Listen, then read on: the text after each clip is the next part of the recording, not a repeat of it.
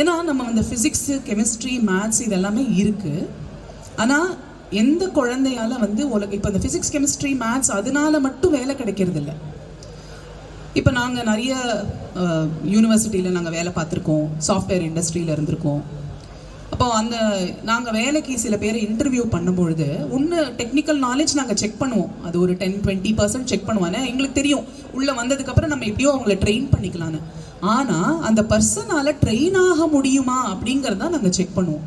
நல்ல குணங்கள் இருக்கிறதா, உண்மையான குணங்கள் இருக்கிறதா, அந்த ஸ்ரத்தை இருக்கா, இந்த வேலையை பழுவை தாங்கிக்கக்கூடிய அந்த சக்தி இருக்கிறதா, மனோபலம் இருக்கிறதா, தேகபலம், உடல் நல்ல ஆரோக்கியமாக வச்சுக்கக்கூடிய சிந்தனை இருக்கிறதா, இதெல்லாம் தான் நாங்கள் வந்து பார்ப்போம் ஒரு இன்டர்வியூவில்.